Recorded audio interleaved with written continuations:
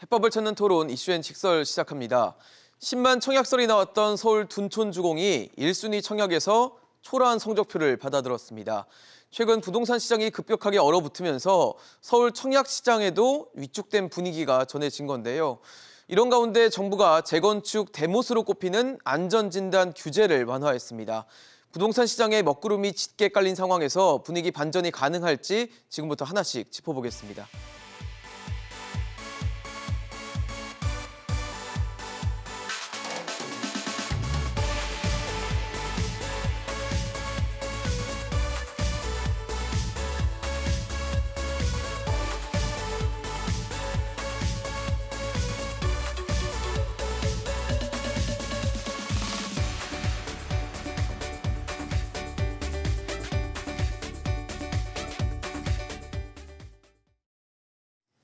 네, 오늘 함께해 주실 세 분 소개하겠습니다. 건국대 부동산대학원 최황수 겸임교수, 도시화경제 송승현 대표, NH농협은행 윤수민 부동산 전문위원 나오셨습니다. 어서 오십시오. 네, 안녕하세요.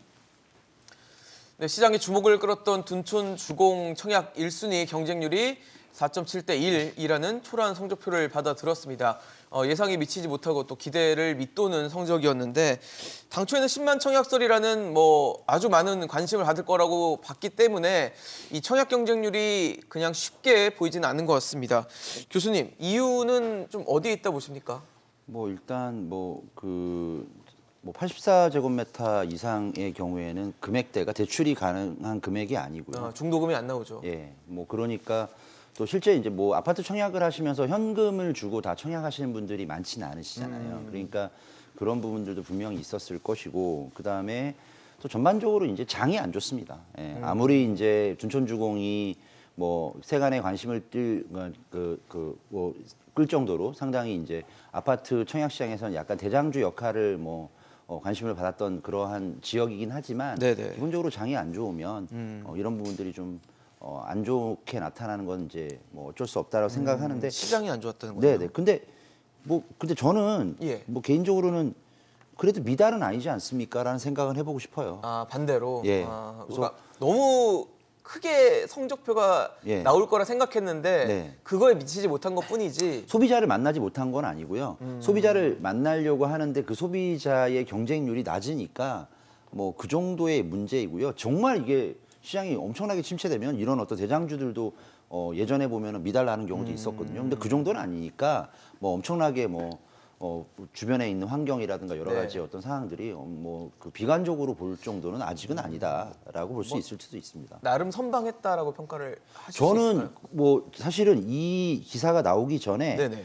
일부의 어떤 그런 우려들은 이러다가 진짜 자칫하면 미분양 나오는 거 아니냐 이런 얘기를 했었는데 저는 그래도 그 위치에 그 정도 면적에 그 정도 그 세대수라면은 미달이야 나겠어 이런 식의 생각을 했었는데 그래도 한 4.7대 1 정도 평균 네네. 이 정도라면 미흡하긴 하나 네네. 예, 그게 엄청나게 쇼크가 될 실망할 정도의 정도의, 이 정도는 네. 아니지 않나 아니지 라는 않나. 생각 한번 해보고 싶습니다. 송 대표님은 어떻게 네. 보셨습니까? 둔촌주공. 이 성적 자체가 만약에 계약까지 이어진다라면 완전히 완판이라고 하죠. 하면은 조합들이 어떤 일정하게 수익을 극대화한 성공으로 될 수가 있고요. 네네. 만약에 계약분, 미계약분이 상당히 많이 발생한다라고 하면은 자칫하면은 상당한 또 손실로 이어질 수 있을 거라고 보여지는데 네네. 지금 추세에서 봤을 때는 이 정도 성적표는 최근 몇 년간 대비했을 때는 좀 초라한 성적표라고 저는 개인적으로 보고 있고요. 첫 번째 큰 이유는 역시나 개별 단지를 주목을 하지만 네네. 결국 인근 지역의 시세 동향이 받쳐주지 못했다. 결국은 주변 주택 가격이 붕괴가 됐다라는 시세가 붕괴가 됐다라는 걸 볼 수 있을 것 같고요. 또 하나로는 지금 주택 시장에서 가장 핵심은 돈입니다. 돈. 그 자금이 원활하게 흘러가지 않는다라고 그렇죠. 하면은 예. 계약까지 이어지는 저 성적표하고는 또 다르게 실제 계약까지 이루어질 때 계약률 같은 게 낮거나. 네, 굉장히 좀 낮아질 수 있다라고 보여집니다. 말씀하신 것처럼 84제곱미터 같은 경우는 실제 다 하면 한 14억에서 한 15억 정도 되거든요. 그렇게 된다라면은 투자 수요는 상당 부분 이탈할 가능성들이 있어요. 왜냐하면은 이게 단순히 13억, 4억, 15억이 문제가 아니라 현재 3년 전 가치로 봤을 때는 이걸 뭐 통장에 넣어두면은 5%로 하면 한 1,500만 원 정도 나오는 그 정도 수준이거든요. 근데 지금 5%로 하면은 1년 한 7,500만 원 정도 돼요. 그러면은 뭐 8년에서 중장기적으로 한 10년까지 본다라면은 뭐 15억짜리 주택이 20억까지 간다 하고 15억짜리 돈을 활용을 해서 뭐 이자만 받아가지고 단순하게 네네. 한 22억 5천까지 간다라면 이쪽이 훨씬 더 유리한 거죠. 거기에 뭐 유동성적인 측면에서도 유리한 부분을 가질 수 있을 것 같고요. 또 몇 년 동안 저금리 기조가 이어지다 보니까 시장에서는 비이성적인 투자들도 많이 했어요. 그것들이 뭐 청약에서도 많이 나타나는데 네네. 점점 시장이 객관성을 좀 찾아가고 있다. 그래서 몇 년 동안 나왔던 뭐 기관에서 나왔던 지표라든지 이런 것들도 사실 무시한 상태로 사람들이 투자에 임했었거든요. 근데 지금은 일정하게 뭐 지표라든지 네네. 뭐 전문가들이 말하는 목소리를 좀 더 경청을 한다든지 이런 상황입니다. 그리고 지금 뭐 일각에서는 입지다, 규모다 이런 얘기들도 하고는 있지만 네네. 소위 말하는 이 뭐 긴축 안의 시장 또 금리가 인상되는 시장 안에서는 네네. 똘똘한 지역도 똘똘한 상품도 없다라는 게 증명이 됐습니다. 최근 들어서 뭐 가장 똘똘하다고 말하고 있는 강남의 재건축 가격 같은 경우도 급락에 가까운 그런 상황을 맞이하고 있다라고 보면은 이 청약의 성적표는 어찌 보면은 당연하게 받아들일 수밖에 없는 점수다라고 저는 그렇게 평가합니다. 네, 뭐 10만 청약서를 차치하고 나서라도 왜 예비 입주자의 한 500%, 그러니까 5대 1의 경쟁률 정도는 보여야 이제 2순위도 넘어가지 않는 그런 상황들이 보여지는데 사실 뚜껑을 열어보니까 그러니까 미달되는 부분들이 있었어요. 예비 입주자의 500%를 채우지 못하는 상황들이 있다 보니까 많은 분들이 기대 이하였다 이런 평가를 좀 내리는 것 같은데 어떻게 보셨습니까? 일단 아무래도 기대 이하라고 볼 수밖에 없는 거는요. 저는 5구제곱미터가 이제 중동 매출이 됐는데도 불구하고 네네네. 청약 경쟁률이 그렇게 높지 않았다라는 거는 59제곱미터가. 조금 집중할 필요가 있다고 봅니다. 아무래도 중동 대출이 되는 거는 경쟁률이 높게 나올 수 있다라는 그러니까요. 기대감이 좀 컸었는데 뭐 왜 그렇냐라고 분석을 좀 해본다면은 아직까지 또 이제 내년부터는 또 강남의 재건축이 이제 분양할 것들이 남았기 때문에 고가점자들은 조금 더 시간을 두고 기다려 보자라고 판단을 할 수도 있습니다. 현재 뭐 저희가 그런 이야기들 거의 불확실성이라고 이야기를 많이 하는데 네네. 조금은 남은 것들을 한번 기다려 보자라는 심리가 있을 수도 있고요. 지금 가점이 한 40점대에서 나올 것 같다는 이야기도 있는데 40점대요. 예, 사실 그렇게 높지 않은 수치라고 볼 수 있긴 하거든요. 그러니까요. 그렇다면은 조금 사람들은 기대하는 심리 자체가 조금 밀어넣었다 이렇게 볼 수 있을 것 같고요. 그 다음에 이제 가격 하락에 대한 좀 걱정이 좀 큰 것 같아요. 그럼 역시 시장 상황과 연관이 되겠네요. 그렇죠, 네. 예를 들어서 저희가 이제 지금 둔촌주공을 가장 비교를 많이 하는 단지가 헬리오시티가 될 것 네네. 같아요. 84를 이제 기준으로 두고 봤을 때 네네. 헬리오시티가 지금 금매가 17억 정도 이렇게 나오고 있는 상황인데 물론 16억대도 있긴 하지만 거의 17억대라고 봤을 때 예. 둔촌주공 분양가가 13억이라면은 여기에 뭐 옵션 더해서 하면 14억 정도 생각을 합니다. 결국 한 3억 갭인데 여기에 2년 정도 이제 실거주 해야 되고 8년 전매 제한 붙고 이런 부분들이 네네. 제한이 붙는 게 과연 3억으로 어느 정도 커버가 될 것이냐. 물론 이거는 청약을 하는 사람들의 판단이겠지만 그렇겠죠. 어떤 분들께는 이게 3억 원보다 덜한 가치가 있다 생각하시는 분도 있을 그렇겠죠. 거라는 네네. 거죠. 그리고 또 하나의 불안은 둔촌주공 가격도 만약에 여기서 더 떨어진다면 그럴 수도 그러면은 있겠죠. 이제 갭이 더 줄어들게 되는 거죠. 2억까지 줄어든다면은 이 그런 규제들에 대한 가치가 거의 2억 이걸 주고 투자를 할 거냐 말 거냐 이렇게 넘어가기 메리트가 때문에 있느냐 없느냐를 판단하시게 되겠군요. 현실적으로 조금 더 신중해질 수밖에 없는 가격대다라고 생각을 합니다.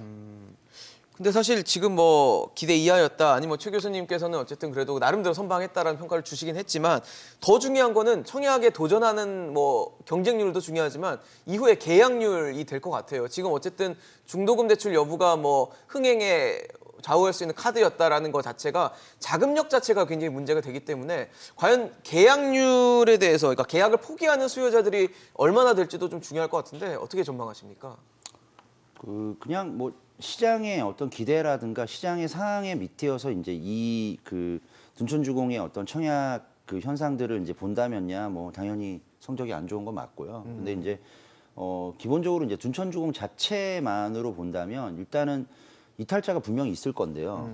그 이탈자가 있다 하더라도 뭐 일부 뭐 미계약분이 남아서 그 부분은 또 나중에 뭐 특별 청약 형태로 또 돌리고 하면 결국엔 다 채워지긴 채워질 거예요. 어쨌든 아마. 채워질 것이다. 어쨌든 채워질 거예요. 그러니까 뭐 예를 들어 상가라든가 이런 시설들 같은 경우에는 이제 분양 초기부터 이제 공실이 나거나 그러면 장기간 그 비어져 있는 그런 현상들도 있지만 그러니까요. 주거 용도는 뭐 입지가 그렇게 이상하지 않는 이상은 어쨌든 그러니까요. 채워지거든요. 입지도 사실 좋다는 평가도 많았거든요. 네, 그렇습니다. 네. 그러면 뭐 그러니까 결국은 뭐 계약자들이 어떻게든 채워질 것이다라고 보시는 네, 거겠네요. 그렇습니다. 네. 그러면 교수님 그것 좀 여쭤보고 싶어요. 어쨌든 뭐 우리가 단군일의 뭐 최대다라는 표현을 쓰지만 네. 둔촌주공의 성적표가 사실 좀 기대 이하였다라고 하면 지방에 있는 이제 분양 청약 물량들은 좀 무서울 것 같다는 생각을 하거든요. 미분양에 대한 걱정들, 우려들이 좀 커질 수 있을 것 같은데 어떻게 보십니까? 문의를 많이 할 것 같아요. 그러니까 지금 둔촌주공 1월치인데 그럼 이제 그러니까요. 다른 이제 서울 지역에도 있고요. 그 다음에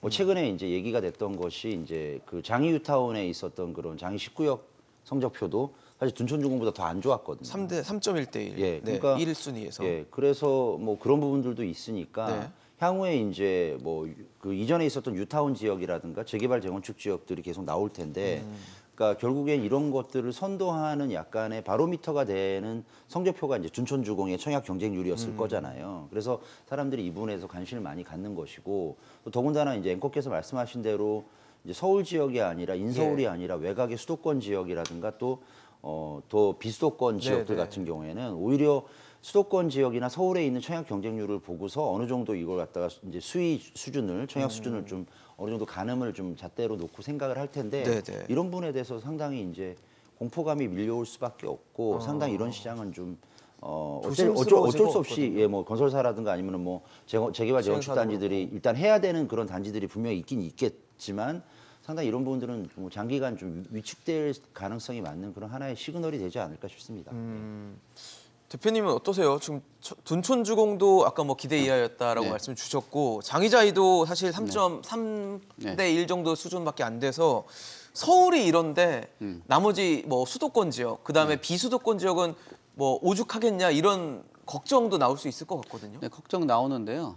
가장 핵심은 가격인 것 같아요. 가격? 지금, 예, 만약에 지방이라고 해도 네네. 뭐 시세 대비 저렴하다라고 평가를 받는다라고 하면 결국은 뭐 꼭 지방하고 서울하고 나눌 필요는 없다라고 보여지고요. 근데 왜 그러니까 비수도권에 많은 분들이 걱정하시는 게 가격이 지금은 저렴한데 네. 안 오를 것 같다라는 걱정을 또 하실 수 있잖아요. 네. 그거는 어떻게 그러니까 보여야 될까요? 그 안 오를 것 같다라는 가격선을 해지할 수 있는 가격선에 구입을 하려고 하겠죠. 분양 가격이 뭐 추가적인 상승보다는 네네. 결국은 투자 수요보다는 실수요자 중심으로 가야 되는 거고 그 수요라는 것이 결국은 구매력이 받침이 되는 수요가 진짜 수요잖아요. 그렇죠. 그러니까 구매력 그 지역 안에서 네. 뭐 소득이라든지 뭐 어떤 뭐 고용들이 좀 탄탄한 지역 같은 경우는 뭐 그 가격 안에 맞는 주택이라면은 분양은 될 수 있을 거라고 보여집니다. 근데 우리가 지금 뭐 무조건 서울이다, 그다음에 네네. 어떤 입지다라고 해가지고 그 구매력이 무한정 늘어나는 건 아니거든요. 오히려 이번에 느낀 거는 참 입지보다도 최근 들어서는 이 구매력이 주택 시장에 미치는 게 굉장히 크다라고 판단을 할 수 있었고요. 청약 경쟁률이라는 것 자체가 네네. 그 지역에 대한 가치라든지 투자에 대한 판단에 일정하게 어떤 뭐 선행적인 지표를 한다라고 보여집니다. 그럼 초반에 이 정도 뭐 청약 경쟁률이라고 한다라면은 뭐 입주 이후에도 주택 가격이 상당히 올라가는 거는 좀 제약이다라고 볼 수가 있는 거라고 보여지고요. 그리고 좀 전에 앞서 질문 최 교수님께 드렸던 그런 네. 미계약분 같은 경우도 계약률이 또 예, 있으니까. 계약률 같은 경우도 네. 뭐 실무적이나 어떤 업계에서는 통상적으로 한 두 자릿수 정도 이상은 확보를 해야지 안정적인 계약이 일어난다라고 하거든요. 두 자릿수라고 하면 어떻게? 뭐 최소 10대 1 이상 정도는 네. 나와줘야 되는 거죠. 아마 우리 지금 앵커께서도 예. 아마 당첨이 돼도 200대 1이라면은 계약을 하셨을 거예요. 아 그렇죠. 근데 20대 1이나 네. 2대 1이라면은 네. 이게 심리적인 저항이 해도 될까라는 고민을 하게 될 것 그렇죠. 같거든요. 그래서 청약 경쟁률에 사람들이 많은 관심을 갖는 이유가 이런 부분입니다. 그러니까 서울에서 뭐 핵심 지역이다라고 생각하는 곳에 청약 경쟁률이 이렇게 낮았다라고 하면은 결국은 뭐 사람들이 판단했을 때 뭐 미계약, 뭐 물론 신용에 대한 그 조달이나 이런 부분들 때문에 네네. 미계약하시는 경우들도 있겠지만 그런 부분들이 뭐 청약 경쟁률로 일정하게 미계약이나 뭐 수요들이 이탈되는 경우가 있을 것 같고요. 지방 같은 경우도 뭐 주택 가격이나 분양 가격을 토지 매입을 얼마나 싸게 해서 분양 가격을 산정을 하느냐. 그러니까 주택을 너무 싸게 할 수 있는 그런 뭐 사업 시행의 요건을 갖췄다라면 분양까지 괜찮은데 뭐 주택 가격이 오른다고 해가지고 내 집 사는 거랑 똑같은 겁니다. 시행사들이 땅을 비싸게 하면 분양가를 높게 측정할 수밖에 없거든요. 그렇죠. 그렇게 된다라면은 뭐 분양이 완전히 뭐 실패할 수밖에 없고 심지어 잘못 그 판단을 하면은 도산하는 건설사들도 상당 부분 나올 수 있다라고 보여집니다. 그러게요. 지금 사실 건설 경기도 마찬가지로 좀 안 좋아지는 차가워지는 상황이 또 되다 보니까 이 둔촌주공이 일종의 뭐 바로미터다, 기준점이 될 것이다라고 했는데 기준점이 이런 결과가 나오다 보니까 이제 걱정이 커지는 것 같거든요. 어떻게 보십니까? 일단 둔촌주공이 좀 결과가 중요했던 게 아마 내년 분양시장에 대한 전망에 대한 바로미터가 될 것이라고 이제 기대를 했기 때문에 좀 중요했다라고 판단을 하고요. 네네.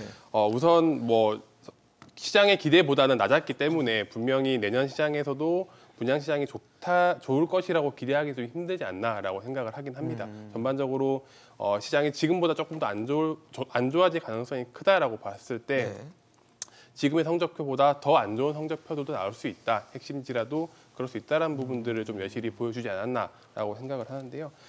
그럼에도 불구하고 뭐 저희가 건설사들 이렇게 걱정을 하긴 하는데 저도 아까 교수님 말씀하신 것처럼 뭐 어느 정도 분양을 완판을 하는 데는 걱정은 크게 없지 않을까 생각을 합니다. 일단 지역 아까 수도권과 지방을 말씀을 하셨는데 여기는 지금 전매 제한 그 청약 당첨을 포기하게 되면은 네네. 10년 동안 재당첨이 8년 동안 금지가 됩니다. 뭐 그렇다 막혀 보니까 있는 거죠, 예, 이제? 그렇다 보니까 청약 당첨자 입장에서도 물론 아쉽긴 합니다. 아쉽긴 한데 이거를 포기하자니 너무 리스크가 커요. 그렇네요. 그러면 또 이제 나는 10년 동안 청약을 못 하게 되는 거니까 이거를 과연 포기할 사람이 많을까라고 생각하면은 저는 또 서울이라는 입지를 생각을 하면은 또 둔촌이라는 입지를 생각하면은 그렇게 많지 않을 수도 있다라고 생각을 하고요. 근데 사실 8년이라는 그 기간에 네. 청약을 하지 못한다는 건 이미 청약에 넣기 전부터 알고 있던 사실이잖아요. 그렇죠, 네. 그걸 이미 감안해서 결정을 했다면 네. 계약률이 크게 떨어지거나 이러지도 않을 수 있겠네요. 그러니까 지방 같은 경우에는 이제 네. 뭐 지금 조정지역 해제가 된 지역들도 있고 아니었던 지역들도 있고 네네. 그래서 그런 그 청약 관련된 규제들이 좀 덜했습니다. 그래서 부담 없이 청약을 할 수 있었거든요. 그렇죠, 예. 근데 서울은 아무래도 신경을 쓰고 청약을 할 전매 수밖에 제한도 걸려 없어요. 있고 그러니까. 네, 그러니까 그만큼 이번에 청약 결과가 낮긴 했지만 그럼에도 불구하고 진성으로 청약한 사람들이 많을 것이다라고 네네. 생각하는 부분이 이제 그런 부분들이고요. 물론 그냥 묻지마 청약을 하신 분도 분명히 있을 겁니다. 계시겠죠. 그렇지만 네네. 비중적으로 봤을 때는 예전에 비해서 그리고 다른 지역들에 비해서는 많지 않을 것이다라고 판단하고 있습니다. 사실 이렇게 재건축 아파트 청약 성적표가 나오다 보니까 재건축 시장에 대한 전반적인 의문과 또 의구심으로 또 남게 되는 것 같은데요. 정부가 일단 재건축의 마지막 대못이라는 지적을 받았던 안전진단 절차를 대폭 완화했습니다. 그동안 재건축 초과이익 환수제, 그러니까 재초안이라고 부르죠. 또 분양가 상한제, 여기에 안전진단이 재건축의 속도를 막는 요인이었다라고 하는데 어쨌든 이번에 안전진단이라는 기준 자체가 좀 완화되다 보니까 많은 분들이 이제 재건축의 속도가 붙을까에 대한 기대감 또 의문이 좀 드는 상황인데 교수님은 어떻게 평가하십니까? 저는 약간 좀 다른 얘기를 좀 해드리고 싶은데요. 네네. 원래 이제 재건축 초과이익 환수 같은 경우는 이제 국회 의결을 거쳐야 되는 법률이고요. 그렇죠. 이 안전진단을 완화하는 내용들은 이거는 이제 법률이 아니거든요. 그리고 또 사실 윤석열 정부가 들어오면서 인수위 시절부터 이 재건축 초과이익 환수와 함께 네네. 이 안전진단에 대한 규제 완화는 거의 그 윤석열 정부의 부동산 규제 1호 해제 방안으로 이제 계속 회자됐던 그러한 내용인데요. 저는 정부가 이런 부분들은 충분히 정부의 의지만 가지면 국회의 동의를 받지 않고서도 충분히 빠르게 이제 규제 완화를 할 수 있었던 그런 내용임에도 불구하고 상당히 이런 부분들을 좀 더디가는 듯한 느낌이 좀 있어요. 그러니까 약간 시장의 기류라든가 저의 어떤 느낌도 윤석열 정부가 그러니까 이미 집권을 하기 전에 예상이 되었던 부동산의 규제 완화의 전반적인 기조보다는 조금은 그 정도는 아니지 않느냐라는 어떤 생각이 들어요. 느리기도 하고 수위도 낮다는 말씀이신가요? 그렇습니다. 그러니까 원래 이제 처음에 얘기했던 내용들보다는 규제 완화의 속도라든가 규제 완화의 어떤 그런 정도가 그렇게 높지 않다 이런 생각이 들었어요. 안전진단도 그렇게 보세요? 지금 구조 안정성 같은 경우는 이제 원래 50%잖아요, 지금. 이걸 이제 30%로 낮춘 건데 이런 것들은 생각했던 것보다는 폭이 적다고 보시는 그냥 거예요? 딱 생각했던 만큼이에요. 아, 생각했던 예, 것보다? 원래 이 정도는 회자가 됐었던 거고 원래 이제 원래 안전진단은 이제 네 가지의 이제 가중치 항목으로 이루어져 있어요. 예, 예. 이제 구조 안전성이 있고 그다음에 건축 마감 주거 환경, 설비 네. 그리고 또 이제 주거 환경 그다음에 수익성 이렇게 네. 되어 있거든요. 근데 이제 뭐 보도 자료는 이제 수익성에 대한 것들은 뺐더라고요. 그거는 이제 어차피 10%밖에 안 되고 또 그건 변동이 없는데 예, 가장 그동안 안전진단의 걸림돌이었던 것이 이제 구조 안전성이 50%였었거든요. 그걸 이제 30%로 줄이고 기존에 이제 건축 마감 설비 같은 경우는 이제 뭐 샤시라든가 페인트 이런 거거든요. 그러면은 이제 그런 것들을 25%에서 30%로 약간 상향을 시키고 이제 주거 환경이 그동안 주거 환경은 뭐냐면 내가 네. 아니 뭐 이렇게 뭐 무슨 수돗물 같은 거 틀었는데 녹물 나와요. 네네. 그리고 또 뭐 오래되니까 이제 수목이 되게 높이 자라니까 막 5층 이하는 뭐 내가 뭐 어둠의 자식이야 뭐 이런 느낌이 들거든요. 일조권이 되게- 안 들어오고. 네, 뭐 굉장히 불편한 거예요, 뭐든지. 근데- 사는데 불편한 걸 네, 얘기하는 사는데 거군요. 불편한데 예에서 구조 안전성이 상당히 높게 되잖아요. 네네네. 그러면 아니 뭐 특히 이제 복도식 아파트 같은 경우는 엘리베이터 한 대로 여러 세대가 쓰니까 불안하기도 하고 그다음에 또 구조적으로 이제 한쪽밖에 발코니가 없으니까 수납 공간이 부족해서 좀 불편해요. 그 구조도 막 투베이 막 이렇게 돼 있으니까 네네네. 불편한데 그 구조 안전성을 테스트하는 그 내력 벽이라든가 내력 보 같은 것들이 튼튼하면요. 다른 거는 다 불편한데 그거를 테스트했더니 앞으로 한 50년 더 살아도 되겠는데요. 이래버리면 재건축 허가가 안 재건축을 나는 거죠. 이제 네. 추진할 추진할 수가 수가 없거든요. 그런 상태였는데 이걸 좀 완화를 하면 아무래도 이제 도심 내 이제 직주 근접한 지역에 꾸준한 어떤 공급적인 측면에서는 좀 뭐 개선이 되겠다. 네, 그래서 네. 저는 재건축 사업의 속도는 날 것 같긴 해요. 네, 네. 예, 분명히. 그리고 또 하지만 이제 속도가 날려면 어쨌든 돈이 돼야 되는데 그렇죠. 최근에 어떤 시장 상황이 이러니까 뭐 그런 것들하고 이제 서로 모든 것이 이제 플러스 마이너스가 크로스가 되면서 약간은 좀 어떻게 보면은 이제 뭐 어떻게 보면 이제 빨리 하려고 하는 데는 하겠지만 그렇지 네네. 않은 데는 또 상당히 좀 나중에 뒀다가 하자 이렇게 얘기하는 주민들도 많을 거란 말이죠. 그렇군요. 네. 사실 지금 말씀 주신 대로 구조안전성 측면 비중이 좀 낮아지다 보니까 많은 분들이 예전에는 이 정도 가지고는 재건축을 못해라고 했던 것들이 이제 재건축을 좀 넘어갈 수 있는 길이 생기긴 했는데 뭐 그런 지적도 있더라고요. 지금 이제 난방, 뭐 배수, 주차 뭐 이런 것들이 어느 정도 불편해도 이제 재건축을 할 수 있게 되는 길이 열렸다고 하는데 이러면 나중에 삶의 뭐 질 측면이나 거주의 환경 측면에서는 더 안 좋아지는 거 아니냐라는 지적도 있을 것 같거든요. 글쎄요, 저는 오히려 지금 이 재건축에 그 관련된 그 보도 자료를 봤는데 예, 예. 그래도 저는 긍정적으로 봤습니다. 그러세요? 예. 왜냐하면은 주택 가격에 대한 그 초점이 별로 없더라고요. 그러니까 주택 가격의 불안 때문에 재건축을 해야 되겠다라는 것보다는 우리 뭐 국민이 소득이라든지 국가가 성장한 거에 맞는 주거질 개선이라는 차원에서 접근을 했기 때문에 그런 부분은 좀 긍정적이라고 보여지고요. 네네. 그리고 앞서도 뭐 말씀하신 것처럼 속도 부분에 대해서는 초기 단계에 있는 재건축은 속도를 낼 수 있을 것 같아요. 예, 제가 그 자료를 한번 찾아봤더니 예, 예. 구조 안정성 부분이 2003년도에는 한 45% 정도 됐고 네. 2006년에는 50%, 그다음에 2009년에는 40%, 2015년도가 이제 박근혜 정부 때가 한 20% 정도 되거든요. 그렇죠. 그리고 2018년도가 50%예요. 결국은 정부 때 올라갔고. 박근혜 정부 때 20% 다음으로 낮은 수치이기 때문에 그러네요. 지금 가장 30%잖아요. 그렇죠. 예. 두 번째로 낮은 속도 숫자이기 예. 때문에 뭐 초기에 문은 열어줄 수 있는 그런 상황이다. 근데 최 교수님 말씀하신 것처럼 문은 활짝 열어져서 들어갔는데 이제 네네. 깜깜한 거죠. 그러니까요. 소관이. 그래서 속도가 왜 그 문제냐면은 네네. 지금 금리에 대한 이 부담감이 상당히 커졌습니다. 그러니까 자금을 조달하는데 힘든 상황이고요. 뭐 예전에 1%고 지금 3%라고 그러면 속도 내려면 말에 탈 거 아니에요. 네네. 옛날에 말에 한 명이 탔다라면 지금 3명이 타는 그 구조예요. 그러니까 앞으로 나가는데 무거운 무겁고 거죠. 힘들고 뭐 가다가 지칠 수밖에 없는 그런 환경이기 때문에 지금 뭐 재건축의 속도를 내는 건 한계가 있을 것 같고요. 그 외적으로도 뭐 자재비 인상이라든지 또 이런 주택 가격이 변동하는 상황에서는 해당 단지 안에 조합들의 이해관계들이 굉장히 복잡해져요. 왜냐하면 내는 부담금 자체가 부담스러운 사람이 있고 네네. 또 경기가 또 안 좋은 상황에서는 소득 여건이 점점 변화가 심하잖아요.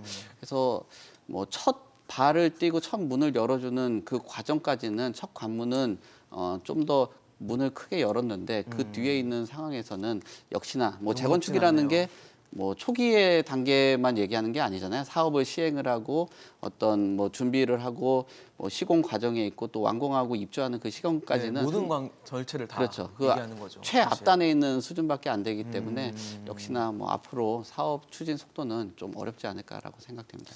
그렇군요. 의원님은 어떻게 보십니까? 일단 뭐 얘기를 들어보면 여러 가지 단지들이 좀 적용을 받을 거란 얘기가 나오면서 뭐 목동 같은 경우도 네. 9단지, 11단지도 이제 양천구에서 포함이 되는 뭐 그런 상황으로 갈 것 같은데 그래도 뭐 거기 조합원들은 반가워할 것 같고 시장에서는 과연 어떻게 보일지도 좀 의문이 들어요. 조합원들은 당연히 반가워할 반갑죠. 수밖에 없죠. 네. 사실 뭐 9단지, 11단지 목동 같은 경우에는 안 된다고 했다가 이제 될 수 있게 됐으니까 사실 뭐 쌍수를 들고 반길 수밖에 없는 그렇죠. 상황이다라고 보고요. 근데 이게 시장에서 본다면 결국 가격적인 측면을 봐야 될 수밖에 없는데 저희가 재건축을 이제 가격을 좀 판단을 하는 기준들이 좀 있는데요. 일단 재건축 아파트의 시세 지금 현재 가격은 토지 가격이랑 미래 아파트의 가치를 좀 반영을 해서 그렇게 결정이 됩니다. 근데 이 미래 아파트 가격을 만약에 그게 10억이다라고 치면은 네네. 이 가격이 현재 가격으로 얼마냐라고 하다 보니까 할인을 시켜요. 현재 가치로. 그러니까 저희가 할인율이라는 이야기를 쓰는데 지금 금리가 높으면은 돈의 가치가 중요하니까 할인율이 커져 버립니다. 그래서 지금 미래 아파트의 가치가 현가화 시키면은 아주 낮아져 버려요. 그렇다 보니까 재건축의 가치가 사실은 조금 낮아질 수밖에 없는 그러네요. 상황이고 특히 여기에 또 하나 더 붙는 변수가 그 사업의 진행 단계의 부분이거든요. 거기서 이제 진행이 초기일수록 이제 불확실성이 큰 것들. 사실 뭐 음마 아파트 같은 경우에도 지금 안전진단 같은 경우 엄청 오래 걸렸지 않습니까? 맞습니다. 그런 기간들 생각하면은 네. 이런 불확실성이 큰데 이번 규제 완화 같은 경우는 사업 시행 초기에 있는 단지들의 수혜가 들어가기 때문에 네네. 그만큼 더 가격에서 호재로 크게 작용하기는 힘든 구조다라고 이제 분석을 할 수밖에 없을 것 같고요. 그리고 전반적으로 시장 자체에서 일단은 저변 확대의 역할은 충분히 할 수 있다라고 생각하고 네네. 뭐 저희가 그런 이야기 하거든요. 안전진단은 놀이공원을 비유를 하면은 네네. 일단 입장 문 열고 들어갔다라고 이야기를 해요. 아. 이제 본격적으로 놀이기구 타려면 줄 서야 되는 거죠. 그렇죠. 줄 서서 타야죠. 이제 본격적으로 줄 서기 할 시기로 들어왔다는 거니까 딱 그 정도가 아닐까 판단합니다. 놀이기구까지도 안 갔고 놀이공원에 들어온 그렇죠. 상황이거든요. 입장표 끊고 딱 들어간 문 열고 거예요. 들어간 예. 상황. 네. 이제 놀이기구도 찾아야 되고 네. 놀이공원에 줄 서야 되고 놀이기구에 그렇죠. 네. 아직 할 일이 좀 많이 남아 있다는 얘기인데 네. 말씀 주셨으니까 음마아파트도 좀 얘기를 해볼게요. 음마아파트는 지금 GTX C 노선 지나는 곳에 있어서 주민들이 좀 반발을 하고 있죠. 지금 밑에 뭐 공사로 인한 뭐 불안감, 소음, 뭐 진동 여러 가지 불만들을 드러내고 있는데 이 과정에서 뭐 공금을 잘 썼는지 공금을 법정 용도 외로 쓴 거 아닌지 뭐 이렇게 얘기가 좀 되면서 국토부와 서울시가 재건축 조사를 또 한다고 해요. 이게 또 음마아파트는 뭔가 첫 문턱을 넘은 것 같았는데 계속 산 넘어 산입니다. 아 근데 이제 아파트가 그 언제 새 아파트가 되는 걸 볼 수 있을까요? 이게 정말 이게 오래됐거든요. 저도 진짜 이제 약간 올드 스쿨이라서 정말 옛날부터 그 아파트가 재건축한다는 얘기는 정말 많이 들었는데 네, 사실 저희가 그림 네. 사진으로만 영상으로만 봐도 굉장히 노후됐다는 지금 저 걸 사진이 20년 전 사진이랑 지금 사진이랑 똑같을 거예요. 저 영상도 모르겠어요. 좀 의심을 해봐야 되는데. 네. 아니 저 이렇게 오래전에 찍은 건 아닙니다. 예, 우리 비즈에서 쓰는 거를 옛날에 복불복하시는 거 아닌가? 아니 왜냐면 자료 영상이긴 한데. 그 정도로 사실은 너무 오래됐다. 오래된 아. 거죠. 예, 뭐 재건축 얘기가 나온 지도 벌써 뭐 거의 근 20년 되잖아요. 심지어는 뭐 그 예전에 이런 말이 있었다. 음만 오지 않는다. 아, 예, 오지 뭐 않는다. 음만 오지 않는다. 예, 왜 오지 않을까? 아. 여러 가지 어려움이 네, 있구나. 음만은 그리고 또, 달리고 싶다, 뭐 예, 이런 음만은 얘기도 달리고 있었고요. 싶은데 오진 않는다. 근데 이게 기본적인 어떤 이제 건축 심의 뭐 이런 부분들은 좀 통과를 해서 이제 뭐 안전진단은 통과를 이미 했으니까 그러니까요. 조합 설립은 이제 막 달려가야 되는데 그 외에 이제 서브에 있는 문제들이 계속 발생을 구출이 하니까 막 되고 있거든요. 예, 그러니까 저기가 재건축이 되면은 뭔가 그 역사적인 어떤 그런 상징성이 있는 그렇죠. 뭐 지역의 랜드마크가 될 것은 틀림없는 사실인데 과연 언제 될까 이런 그러니까 생각이 좀 시점을 지금 들어요. 모르겠어요. 예, 뭐 최근에 뭐 GTX 얘기도 있고. 그러니까요. 하니까, 예. 이게 그러면 최근에 있었던 조사, 정부의 조사도 재건축 속도에 제동이 걸리는 거 아니겠습니까? 그럼요. 뭐 사람이 하는 거니까 그러니까요. 그 사람에 대한 어떤 여러 가지 운영 주체들에 대해서 뭐 조사를 하고 하는 거니까 당연히 어떤 식으로든 딜레이가 되는 건 틀림없을 것 같아요. 예, 그것이 뭐 6개월이 더 네네. 딜레이가 될지 1년이 더 걸릴지 어떤 딜레이가 결론이 될지. 나오든 간에. 예. 근데 아마 거기 계시는 주민들은 이제는 거의 뭐 아유 뭐 해탈하셨을 20년 20년도 기다렸고 15년도 기다렸는데 뭐 그까짓 거 뭐 6개월이야. 1년 6개월이야 뭐 더 기다리지 뭐 이런 생각 하실지 모르겠는데 이거 진짜 너무 좀 그 우픈 얘기 같은 그런 그러니까요. 느낌이 자꾸 들어요. 예. 근데 사실 GTX C 노선 같은 경우는 네. 뭐 지금 계획을 물리지 않겠다라는 게 정부의 스탠스고 음마 아파트에 계신 분들은 계속 불만이 있어서 이걸 계속 좀 이슈로 끌고 가지 않을까라는 생각도 들거든요. 근데 이슈가 지금 안 먹힐 것 같아요. 그래요? 예, 왜냐하면은 재건축에 대해서 아까도 주거질개선 얘기했잖아요. 지금 사회적으로 주택이 공급하다라는 인식 자체가 없기 때문에 뭐 정부나 국토부에서 뭐 물러서는 게 더 그림이 더 안 나올 거. 이상해진다. 예, 그리고 어떤 특정 지역의 특정 단지 뭐 그 해답 뭐 주민들이나 조합들은 서운할 수 있겠지만 그렇죠. 큰 사업 자체로 봤을 때는 뭐 예산적인 부분이라든지 시간적인 부분들 큰 프로젝트 안에서 네네. 문제가 좀 그 한 발 빠지는 게 한 발 좀 뒤로 물러서는 게 맞지 않나라고 생각되고요. 네네. 그리고 심지어 어떤 근거를 가지고 제시를 해 주셔야 되는데 그 국토부에서는 어떤 그 시공 단계에 대해서 자세하게 설명을 했잖아요. 맞아요. 예, 어떤 공법을 이용하고 진동이나 소음에 크게 문제 없을 것이다. 뭐 이런 식의 얘기를 하더라고요. 그렇죠. 그러면은 그런 물리적인 그런 근거를 제시를 했다라면은 반박할 수 있는 근거를 대야 되는데 데이터가 필요하겠죠. 예, 그 부분에 대해서는 굉장히 좀 미약할 수밖에 없는 상황이고요.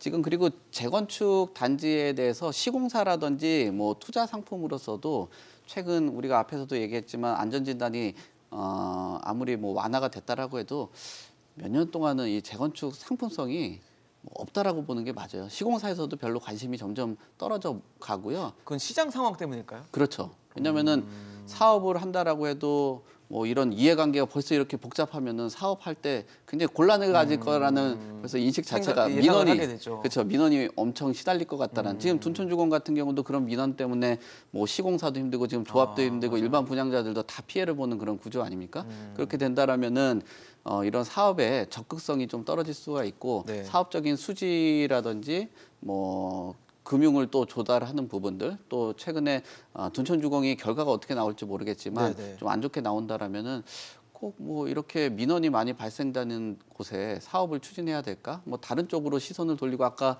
목동도 얘기하고 또 인기 많은 상계동도 얘기하고 했는데 뭐 그쪽으로 시선 돌릴 수도 있잖아요. 그렇죠. 그러면은 어떤 협상의 딜에서도 지금 좀 불리한 여건이기 때문에 좀 원만한 합의가 필요할 것 같고요. 지금 사회적인 시선 자체에도 같이 고려를 하면서 하는 게 사업의 속도를 낼 수 있는 방법 아닌가. 그냥 실무적으로 접근을 하면 이렇게 볼 수 있을 것 같습니다.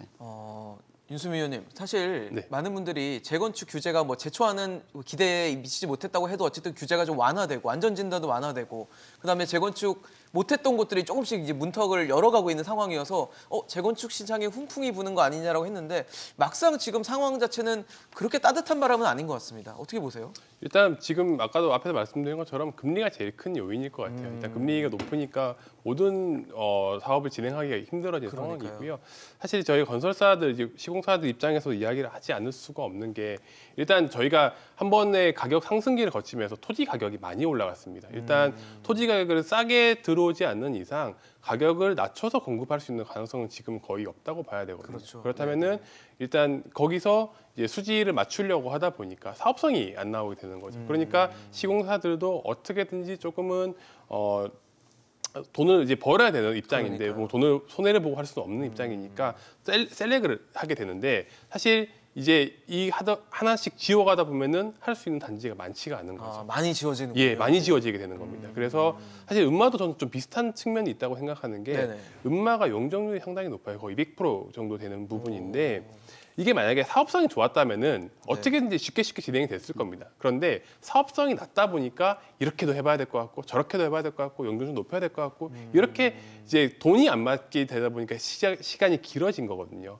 그래서 저는 도리어 음마아파트 같은 경우는 이런 부분들을 조금 협상의 카드로 이용을 하는 거는 그렇게 해서 조금 더 잘 이해를 시켜 나가면서 풀어 나가는 게 맞지 않을까라는 생각을 좀 하면서 그 부분이 좀 아쉽긴 했거든요. 예, 그래서 일단은 그래서 더 뭐 시공사들도 마찬가지로 다시 돌아와서 결국 어떻게든지 사업에서 수익이 안정적으로 날 수 있는 구조를 계속 찾을 거고요. 네네. 그다음에 지금 들어오는 조달하는 비용 같은 것들도 안정화가 될 때까지는 네. 당분간은 조금 시장 분위기가 이렇게 안 좋을 수밖에 없다라고 볼 수 있을 것 같습니다. 네, 뭐 재건축 시장에 대한 관심은 뜨거운데 지금 상황 자체는 그렇게 또 녹록지 않은 상황들이 연출되고 있는 것 같습니다. 사실 최근에 한강변에 또 재건축 단지로 꼽히는 동부 이촌동 한강 맨션 재건축 조합이 층고 상향을 추진한다고 합니다. 당초에는 계획은 지상 35층짜리로 원래 계획을 했었는데 이걸 68층으로 높일지 아닐지를 고민하고 있고 또 그렇게 상향을 좀 추진하겠다는 의향인 것 같아요. 근데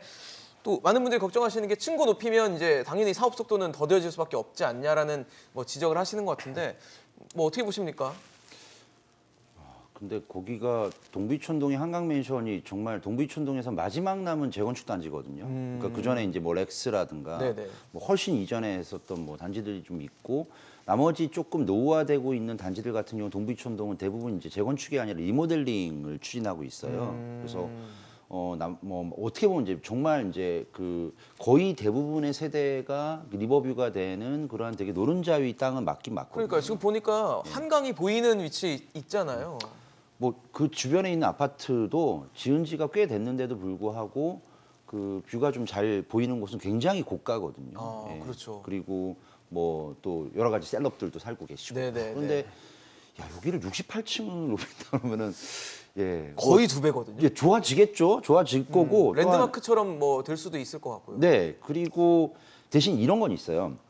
그 층수가 높아진다고 해서 사업성이 늘어나는 건 아니에요. 아, 그렇죠. 왜냐면은 결국에는 이건 뭐냐면 그러니까 동일한 면적을 지을 수 있는 그러한 용적률의 상한은 정해져 있을 거란 말이에요. 그것이 용적률 인센티브를 받는다 하더라도 일정 부분의 건물 면적은 짓는 건 똑같을 건데 네네. 대신 그 높이를 높이면은 이제 밑에 차지하고 있는 바닥 면적에 대한 건폐율이 좀 낮아지거든요. 그러면 이제 그 낮아진 건폐율에다가 이제 나머지 공간에다가는 녹지 공간을 지어서 공원 면적을 늘린다든가 이런 것들을 할 수 있는 이제 혜택이 있는 거잖아요. 그리고 또 아무래도 높으면은 좀 더 시야각이 좀 넓어지기도 그렇겠죠. 하고 이런 뷰가 어떤 좋을 거고. 할 수 있는데 네.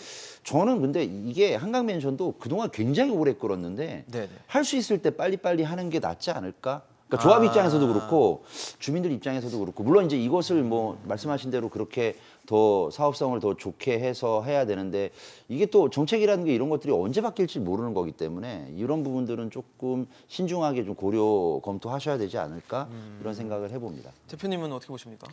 저요? 네, 궁금해요. 네. 저는 속도보다 층고를 높이는 게 더 낫다 보다요. 그러니까 지금 이 이견이 뭐가 맞다고 할 수 없는 부분이라서 이견이 계속 갈리고 있는 것 같거든요. 예, 제 생각에는 지금은 최근에 그 둔촌주공 같은 경우 청약 경쟁률이 낮았던 게 네네. 맛벽이라고 하나요, 거의? 네, 주방뷰다라는 비판이 있었죠. 상품성이 네. 낮다라는 거거든요. 결국은 청약 경쟁률이 낮았잖아요. 지금은 상품성을 결국 올려서 조망을 확보한 주택을 분양을 해서 그걸 가지고 사업비 조달을 해야 되는 거예요. 그러니까 어떻게 되면 상품의 가치가 낮다라면 분양률이 떨어질 가능성이 있다라는 거죠. 그리고 어떤 그 용적률을 올려가지고 높이 생긴 만큼 가구 수를 좀 더 잘게 자를 수 있기 때문에 네네. 어떤 분양가를 좀 낮출 수 있는 효과. 그러니까 가격은 좀 낮추고 또 상품성이라든지 조망 같은 걸 확보를 해서 네. 분양률을 올리고 또 그걸 가지고 자금 조달해서 사업 시행을 하는 거니까 네네. 그런 측면에서 본다라면은 어떤 게 맞다라고 보기는 어렵겠지만 그렇죠. 우리 최 교수님이 그 답변을 주셔서 제 네네. 판단은 약간 층수 높이는 층고를 더 층고 높이는 선택하신다. 그 방향으로 잡아본다 네. 생각합니다. 1대1이어서 여기까지만 좀 듣도록 할게요. 네, 알겠습니다. 사실 지금 저희가 세 분의 말씀을 계속 지금 거의 40분 정도, 50분 정도 들으면서 생각이 드는 건 결국 지금 부동산 시장에서 가장 중요한 건 금리고 자금력이겠구나라는 생각이 좀 드는데 그러다 보니까 많은 분들이 자금력에 대한 고민을 하시잖아요. 돈을 얼마나 끌어올 수 있을까를 고민하시는데 그래서 정부가 또 당정이 내년부터 9억 이하의 집을 살 때 소득과 관계없이 연에 한 4, 5% 정도의 금리로 5억 원까지 빌려주는 특례 보금자리론을 출시하기로 했습니다. 많은 분들이 관심을 가지시는 것 같아요. 일단 소득 제한이 없다는 게 엄청 파격적이다라는 반응도 있었던 것 같고 아직도 고금리 시대인데 맞는 조치냐 뭐 이런 얘기도 있는 것 같은데 어떻게 판단하십니까? 아주 원론적인 이야기이지만 이제 정책의 역할이 뭔가를 좀 고민을 해본다면은 사실 정책은 그 시장의 변동성을 조금 완화를 시켜주는 게 역할이라고 저는 생각을 하거든요. 왜냐면 너무 오르면은 이걸 조금 도닥여주고 너무 떨어지면 이걸 다시 좀 올려주고 이게 역할이라고 생각을 하는데 그런 측면에서 본다면 사실 지금 금리가 올라도 너무 올랐습니다. 사실 이게 금리의 절대적인 폭도 많이 오른 것도 있지만 네네. 정말 저금리에서 올라간 거는 사실 심리적으로 느끼는 수준이 훨씬 더 크거든요. 맞아요, 제가 맞아요. 5%에서 8% 오르는 거랑 네. 2%에서 5% 오르는 건 정말 완전히 네, 다른 완전 얘기니까. 다른 개념이기 예. 때문에 지금 시장에서 충격이 안 그래도 큰데 너무 더 크게 느껴지는 상황이다라고 보면은 어느 정도는 개입을 해야 될 필요가 있는 부분이고 그런 방안으로 일단 지금 필요한 정책이라는 거네요. 네, 필요한 정책이라고 생각을 하고요. 그래서 지금 이제 9억 원이라는 이제 가격이 세팅이 되긴 했지만 네네. 뭐 그런 것들을 좀 차치하고서라도 네네. 일단 지금 대출을 받고 싶은데 제일 못 받는 분들을 보면 DSR 규제 그리고 금리가 높아서 이렇게 두 개인데 이 두 가지가 어느 정도 다 완화가 되는 부분인 거죠. 그렇다면은 실수요자들 사실 뭐 집을 결과적으로 정책의 목표는 부동산 정책의 목표는 자가 점유율을 높이는 것이 목표이기 때문에 실수요자들이 시장에 진입할 수 있도록 도와주는 정책이다라고 봐야 될 것 같고요. 뭐 그렇다고 뭐 파격적인 금리로 뭐 우리가 3% 2% 줄게 이것은 아니기 때문에 네네. 4% 예, 어느 5% 정도는 이제 좀 적절하게 시장에서 좀 반응을 하지 않았는가라고 긍정적으로 평가하는 부분입니다. 교수님 어떠세요?